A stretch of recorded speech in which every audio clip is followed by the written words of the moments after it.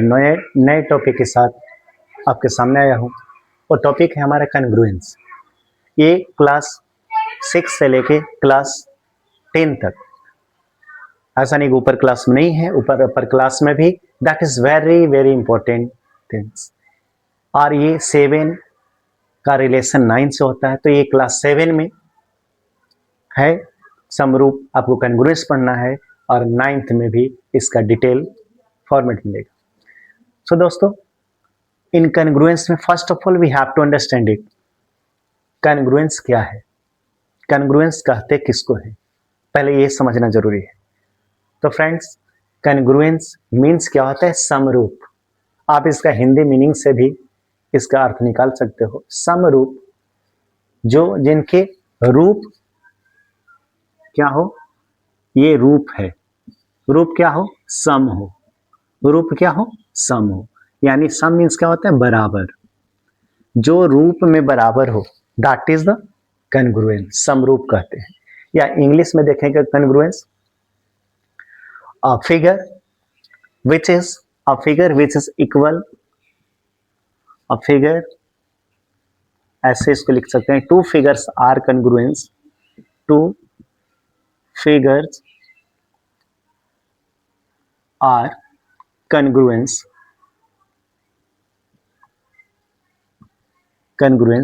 if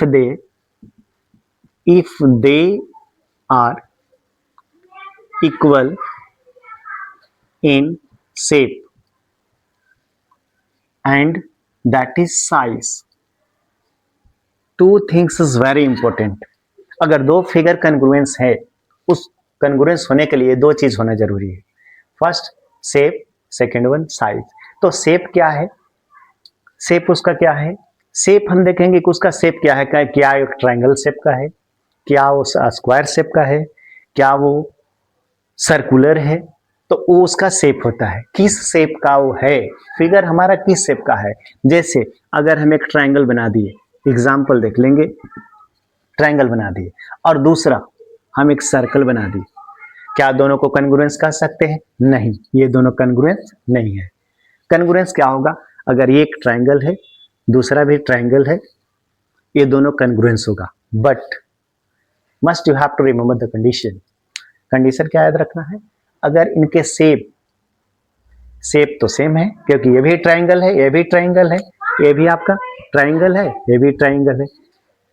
but second क्या है? Size. क्या दोनों का साइज सेम है? अगर ये 4 centimetre 4 centimetre 5 centimetre 5 centimetre, now 10 centimetre 10 centimetre, अगर ये इनका शेप इसके शेप के इक्वल है, तो उसको क्या कहेंगे? कॉन्ग्रुएंस कहेंगे। तो कॉन्ग्रुएंस का कंसेप्ट ये समझिए, two figures are congruent if they are equal in shape and size. जैसे आप एग्जांपल ले सकते हो ट्राउजर का। ट्राउजर क्या है? ट्राउजर एग्जांपल है। जैसे देखिए, मैं ट्राउजर का एक फिगर बना देता हूं। नाउ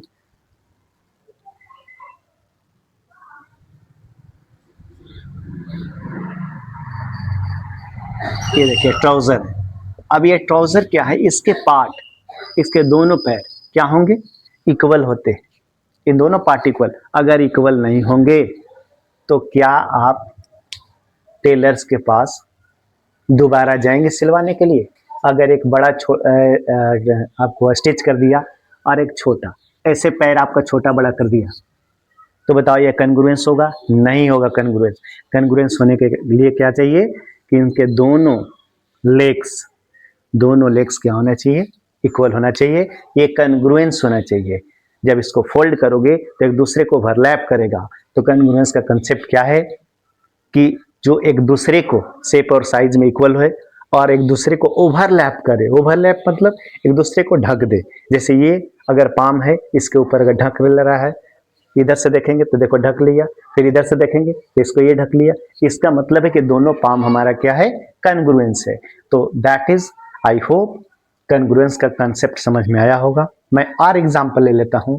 जैसे लीव्स ऑफ द ट्री, आप पेड़ की पत्तियां लोगे, जो इक्वल शेप और साइज में है, एक दूसरे को ओवरलैप कर रहा है, तो क्या होगा? कॉन्ग्रुएंस होगा।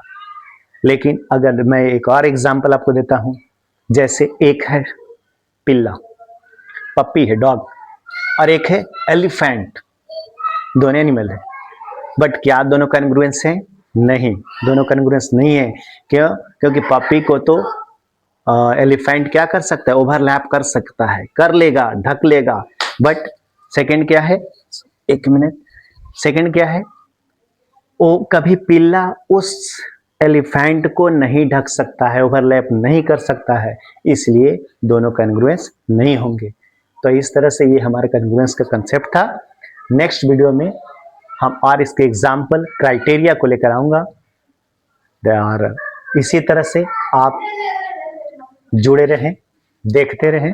मैं एक एक टॉपिक आपके सामने रिप्रेजेंट करूंगा, वो भी क्लियर कंसेप्ट के साथ।